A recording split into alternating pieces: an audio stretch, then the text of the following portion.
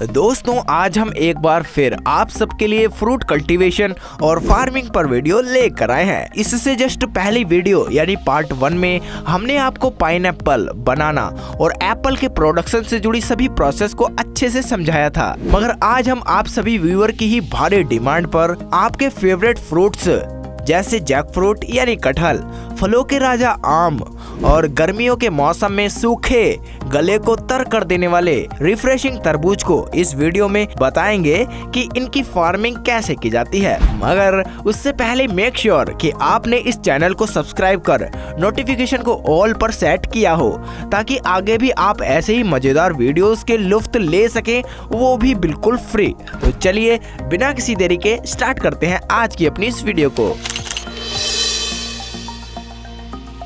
दोस्तों इस वीडियो में पहले नंबर पर हम आपको दिखा रहे हैं जैक फ्रूट प्रोडक्शन।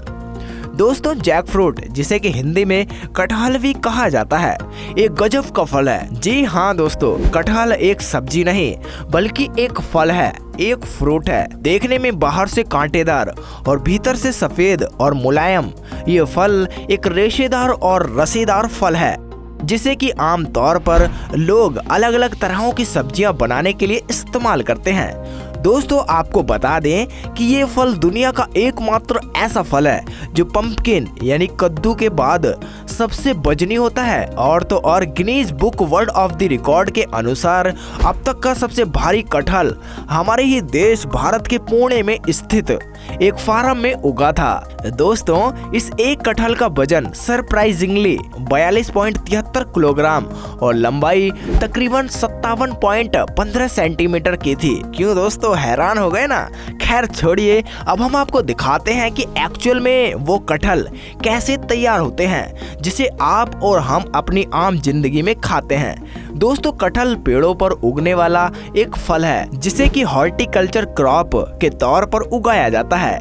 इन फार्म्स में ढेर सारे कटहल के पेड़ों पर मैक्सिमम प्रोडक्टिविटी के साथ उत्पादन करने के लिए कई उन्नत कृषि तकनीकों का इस्तेमाल किया जाता है।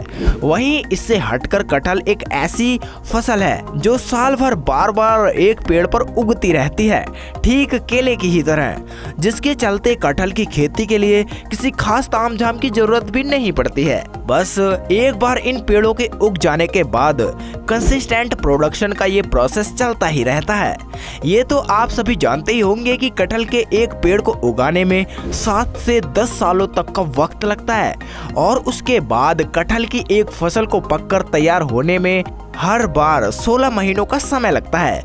मीनवाइल इस पूरी फसल की देखभाल और सुरक्षा के लिए नियमित रूप से सिंचाई और कीटनाशकों का छिड़काव किया जाता है। इवन दो जब इन पेड़ों में छोटे छोटे फलों के बड्स उगने लगते हैं तो उन पर भी इस ब्रशेस के जरिए जेंटली कीटनाशकों को लगाया जाता है ताकि इन पर कोई भी कीड़ा ना लग पाए। भारी भरकम फलों को टहनियों से जोड़ा रखने के लिए इन्हें पतली पतली सुतलियों से भी बांधा जाता है, और इन्हीं सब तमाम मशक्कतों को करते करते कब 2 साल का वक्त बीत जाता है पता ही नहीं चलता।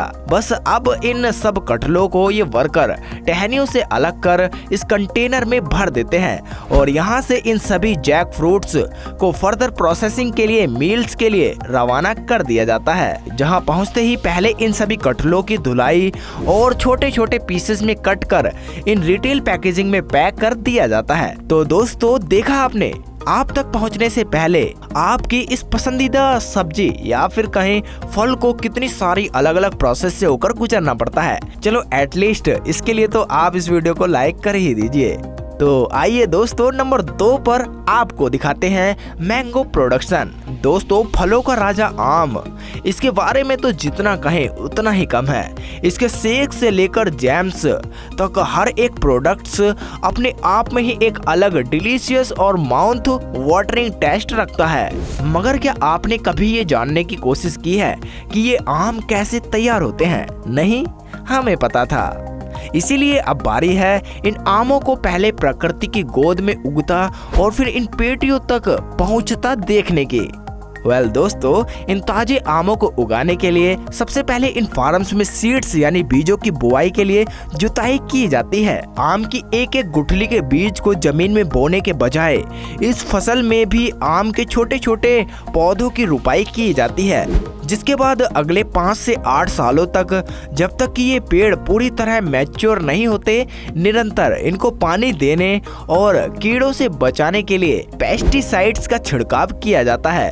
और ये मेहनत भी 8 सालों बाद आकर थमती नहीं है, बल्कि अगले 3 सालों तक भी यूं ही चलती रहती है, क्योंकि आम की एक फसल को तैयार करने में तकरीबन 2 से 3 सालों तक का वक्त लगता है। आखिरकार अपनी जिंदगी के इतने बड़े वक्त तक इन फसलों की देखरेख करने वाले वर्कर्स के सब्र का फल मीठा आम होता है। ये वर्कर्स इन लिफ्टर्स पर चढ़कर बड़े ही सलीके और एहतियात के साथ बिना एक भी फल को नुकसान पहुंचाए इन्हें इन कंटेनर में भर देते हैं। आम से लदे इन सभी कंटेनर्स को लॉरियों में लोड कर इन फैक्ट्रियों तक रवाना कर दिया जाता है, जहां पहुंचते ही ये सभी वर्कर्स मैन्युअली सभी आमों को इस स्प्रिंकलिंग टेबल पर रखते चले जाते हैं। पानी की तेज धार के नीचे पड़े इन आमों से सारी मिट्टी और गंदगी वगैरह साफ हो जाती है और फाइनली अब इन सबको मैन्युअली गिनकर इन ट्रेज में भरकर इस कन्वेयर पर रख दिया जाता है,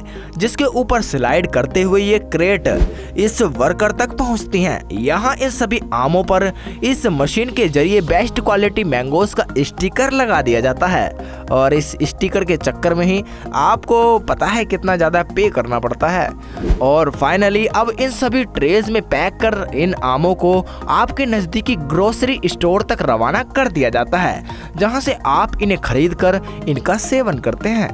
तो दोस्तों, आखिर में आपको दिखाते हैं वाटरमेलन प्रोडक्शन।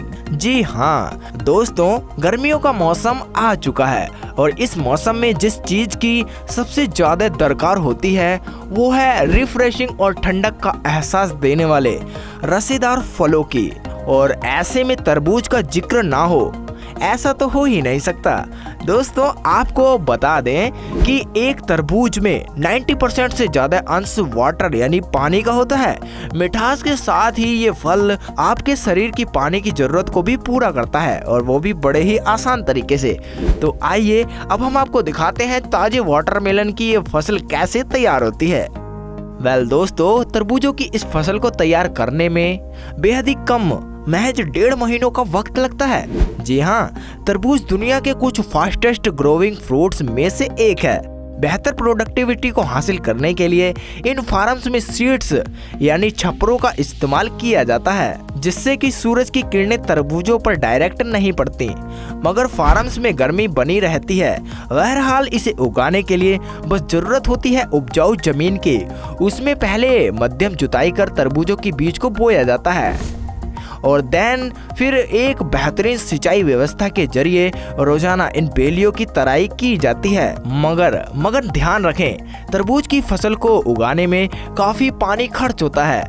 मसलन एक फसल को उगाने में फार्म में हर वक्त 18 से 25 मिलीलीटर का खड़ा पानी चाहिए होता है। जी हाँ, और इसी वजह से ही वाटरमेलन यानी तरबूज को नदियों के किनारे भी बोया जाता है। ऑल द वे, इन सभी छोटी बड़ी बातों का ख्याल रखने के साथ ही हमारी ये फसल 80 दिन का वक्त लेकर बिल्कुल तैयार होती है। बस अब क्या, ये वर्कर इन फार्म्स में जाकर मैन्युअली एक एक वाटरमेलन को बेलियों से अलग कर इन कंटेनर्स में भर देते हैं, जिसके बाद ये सभी कंटेनर्स फैक्ट्री में ट्रांसपोर्ट कर दिए जाते हैं, जहाँ पहले इन सभी तरबूजों को इस वॉशिंग मशीन में धोकर इस कन्वेयर बेल्ट पर रखा जाता है, जिससे कि दूसरी और पैकेजिंग सेक्शन में खड़े ये सभी वर्कर्स इन्हें पेटियों में पैक कर देते हैं और कुछ यूं तैयार हो जाता है वाटरमेलन।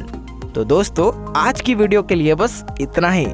तो दोस्तों, आप देख रहे थे डीपली अध्ययन। अगर आपको यह वीडियो पसंद आई हो तो इस वीडियो को एक छोटा सा लाइक जरूर से कर दें और हमें कमेंट करके ये जरूर बताएं कि आप नेक्स्ट वीडियो किस टॉपिक पर देखना चाहते हैं। तो दोस्तों, मिलते हैं एक और न्यू वीडियो में। तब तक के लिए बाय। जय हिंद, वंदे मातरम। ख्याल रखें अपना और अपने परिवार का।